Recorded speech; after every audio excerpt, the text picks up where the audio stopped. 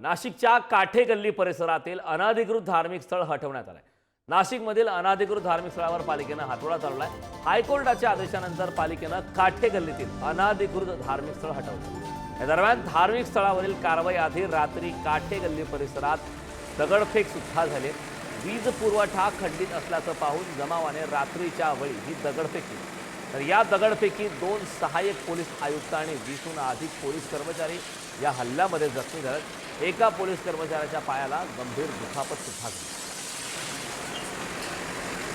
दोन्ही दृश्य आपण पाहतोय। अनधिकृत धार्मिक स्थळावर हातोडा चालवण्यात आला, जेसीबी चाललाय, त्या ठिकाणी धार्मिक स्थळ त्या ठिकाणी पाडण्यात आलंय। तर दुसऱ्या दृश्यामध्ये आपण पाहतोय रात्री दगडफेक झाली, त्यामध्ये एकंदरीत 22 पोलीस जखमी झाल्याचं सुद्धा पाहायला मिळालं आहे। काठे गल्लीमधील अनधिकृत धार्मिक स्थळ हटवण्यात आलेलं आहे। धार्मिक गुरूंच्या उपस्थितीसमोर त्या ठिकाणी ही संपूर्ण कारवाई करण्यात आलेली आहे। अनधिकृत धार्मिक स्थळावरती हातोडा बुलडोजर चालण्यात आलं। तर दुसऱ्या दृश्यामध्ये आपण पाहतोय रात्रीच्या वेळी ही दगडफेक झाली। या दगडफेकीमध्ये तब्बल 22 पोलीस कर्मचारी हे जखमी झाले।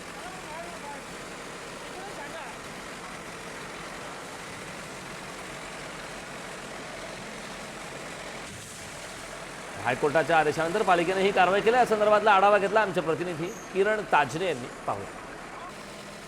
नाशिकच्या काठेगल्ली परिसरामध्ये असलेला अनधिकृत दर्ग्याचं अखेर तोडकाम नाशिक महानगरपालिकेच्या माध्यमातून सुरू करण्यात आलेलं आहे।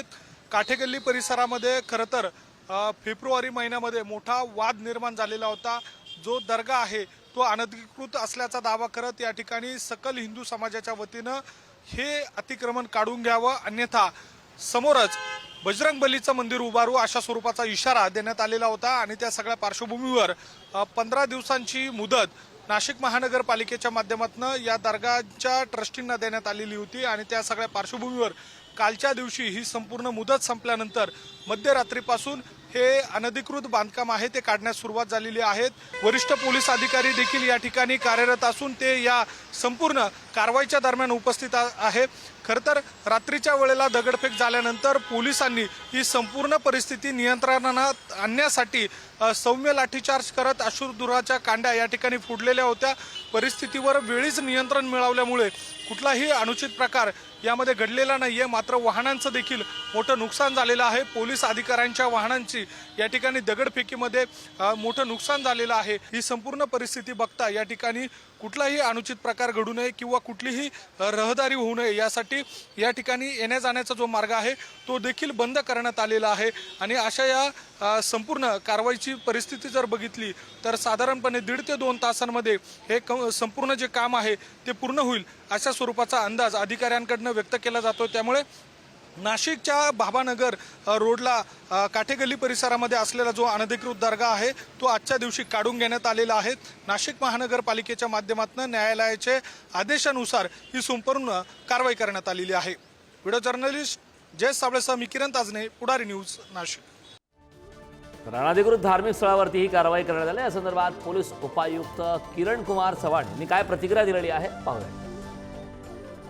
सध्या परिस्थिती पूर्णपणे शांतता आहे। 15 लोकांना याच्यामध्ये ताब्यात घेण्यात आलेला आहे।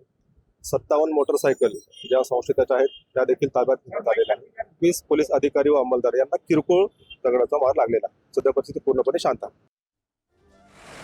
नाशिक अनधिकृत धार्मिक स्थळाचं हे प्रकरण नेमकं काय ते आपण पाहणार आहोत ग्राफिक्सच्या माध्यमातून। फेब्रुवारी महिन्यात अनधिकृत दर्ग्याचा मुद्दा उपस्थित झाला होता।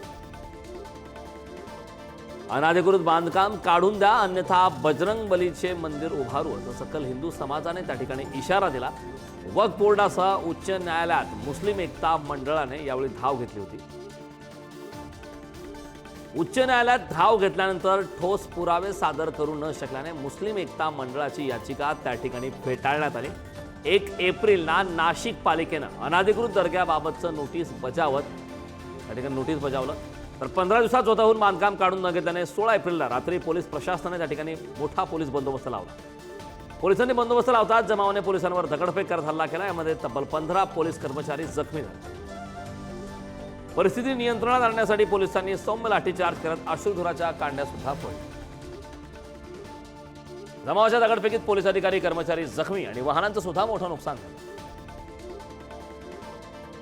नाशिक महानगरपालिकेने आज पहाटेपासूनच अतिक्रमण काढण्यास सुरुवात केली.